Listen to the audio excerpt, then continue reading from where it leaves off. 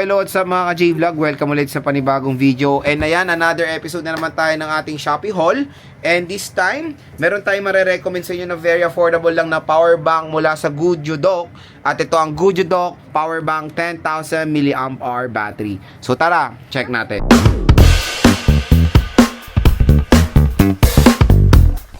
Idol, kung naghahanap kayo ng napakamura na power bank, ito na siguro ang solusyon nyo dyan, ang Goodyo Dock Power Bank. Grabe ang presyo lang nito, I think 500 pesos lang.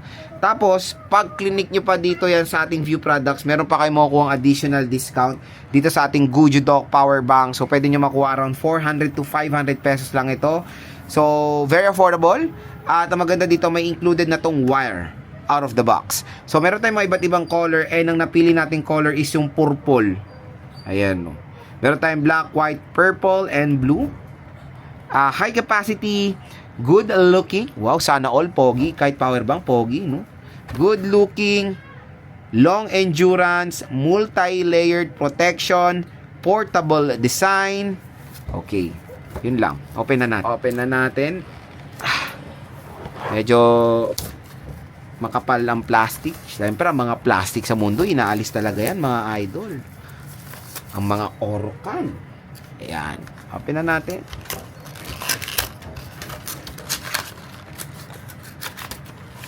So, ayan, ang bubungad sa atin is of course yung power bank. Napaka-cute! Oh! Diba? Ito yung sinasabing compact and portable design ng Goodyo Dock. Ang cute! Parang naalala ko dito yung pinsan ko. Ayan. Meron tayo ditong charging cable. Ayan, type C to type A. Pero siya, hindi kanya type. Meron tayo ditong user manual. Okay, so explore na lang natin. So meron tayo ditong switch. So I don't know kung anong inaano nila dyan. Pero meron tayo ditong type C connector. Ito. Ay ano to? Yung ano ba tinatawag dito? Ganun siya. Ayan, oh. Pwede siya maging lanyard. Tapos pwede nyo gamitin pang charge. Ayan. Okay. Very innovative when it comes sa design. Pero dun sa baba is nandun yung kanyang charging port na type C din. LED display. Ito. Open natin. Ayan, 83% pa out of the box. So meron tayo ditong type C connector. Ayan, so kumpleto naman. Meron tayong type C, meron tayong lightning. Ayan, 2 piraso.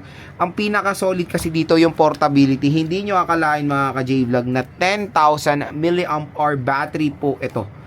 'Di ba? Usually mga dating mga power bank na 10K ang tataba. Ito, tingnan nyo naman, ang liit. Compare natin sa 17 Pro Max na size. Oh, 'di ba?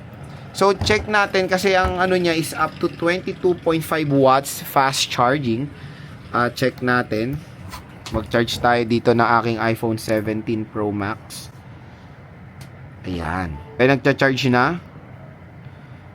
Yes, fast charging siya. 1 hour to 80%. Ayan, 4% charge. Let's try to charge yung ating Samsung.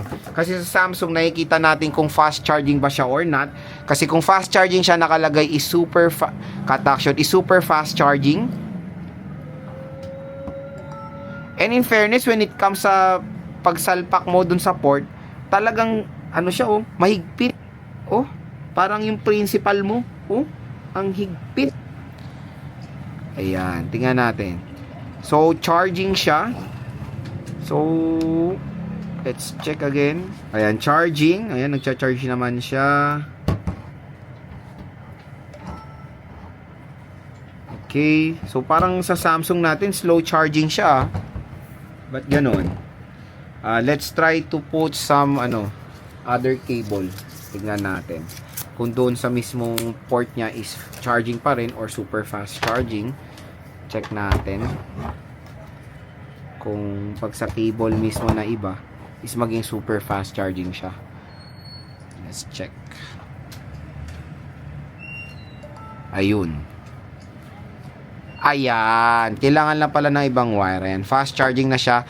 It is not super fast charging kasi ang super fast charging ng Samsung is 45 watts.